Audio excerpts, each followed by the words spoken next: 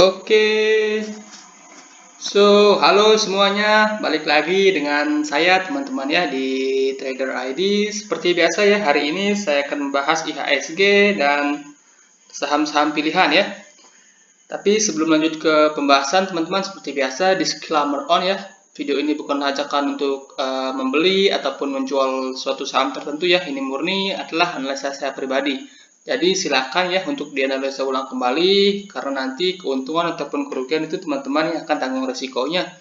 Oke, lanjut kita mulai dari IHSG ya. IHSG hari ini terkoreksi ya tipis 0,26%, di mana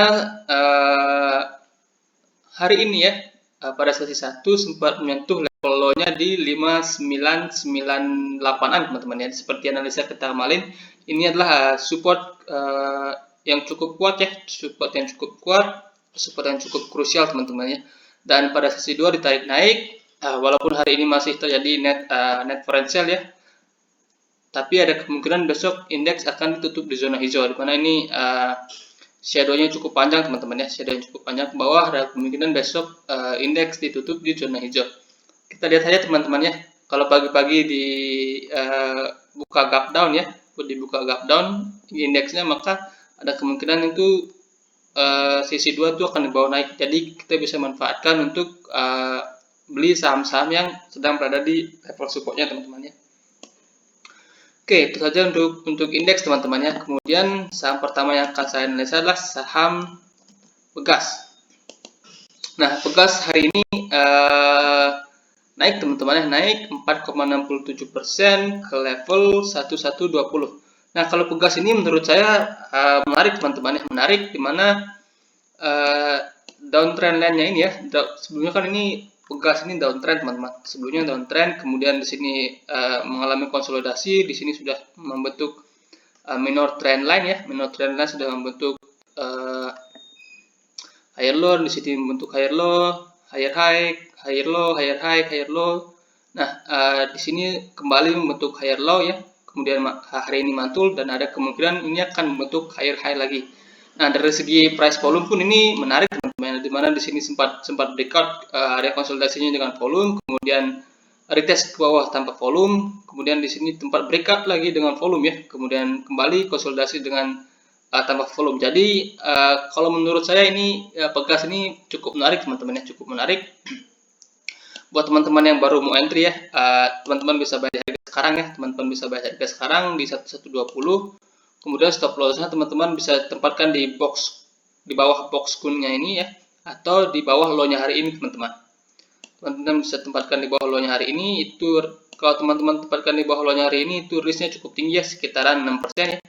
Sekitaran 6%. Kemudian reward-nya di mana? Reward-nya teman-teman bisa pasang di resist-nya ini di 1275.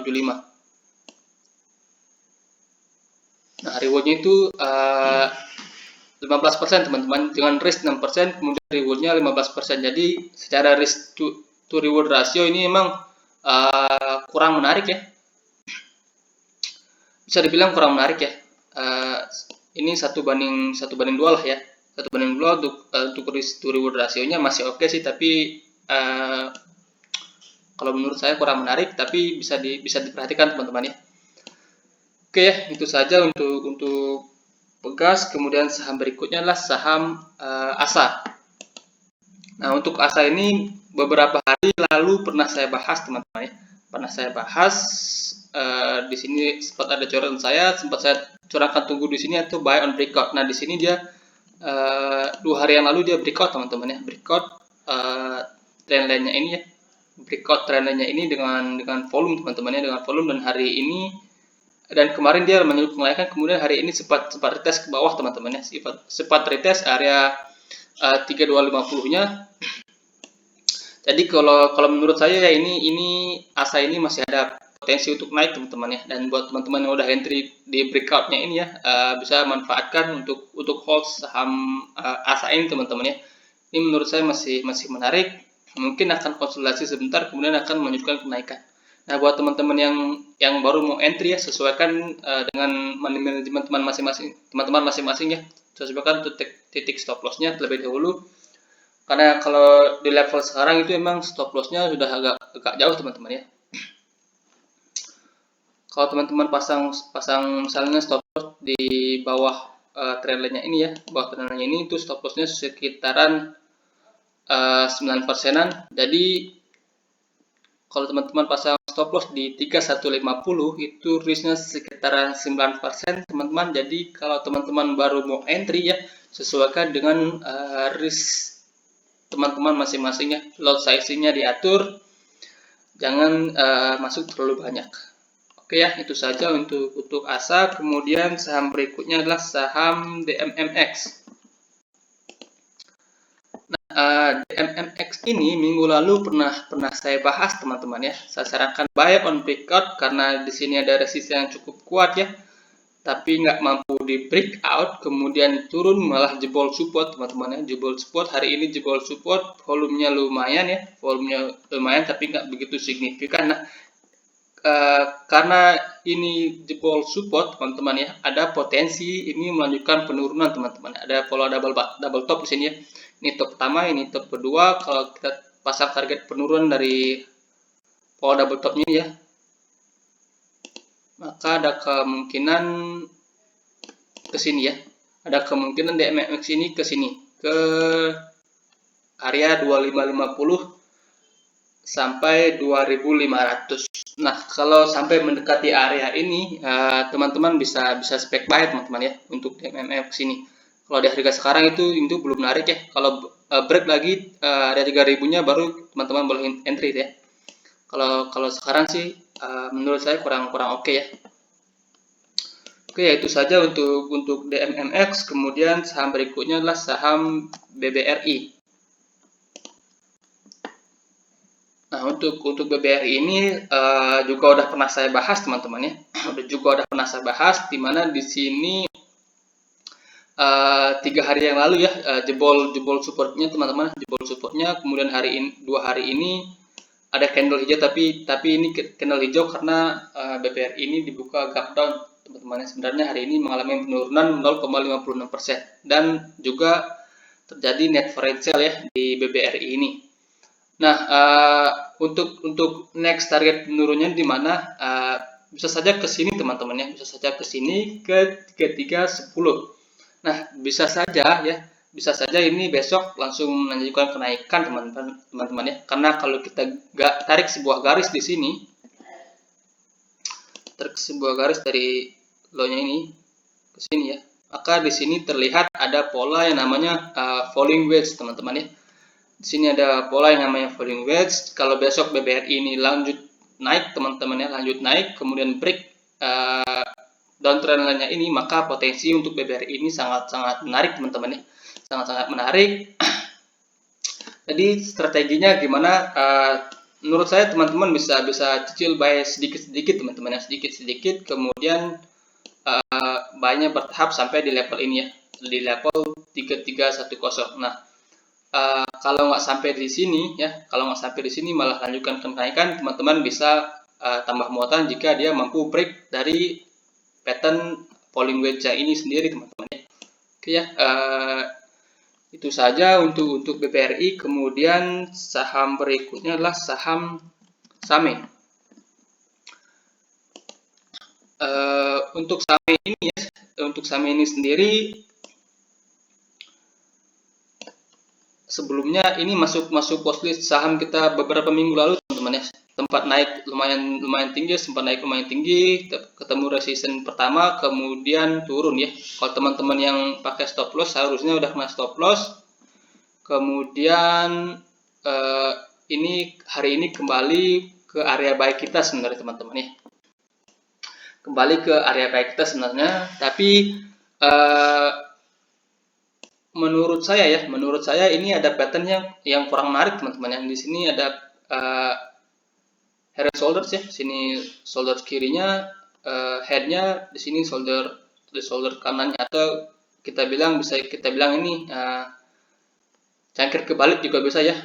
Di sini kepala cangkirnya, di sini cangkirnya. Nah, buat strateginya gimana? Menurut saya sendiri SAME ini masih ada katalis yang cukup menarik teman-teman ya, di mana SAME ini akan akuisisi rumah sakit RSGK ya.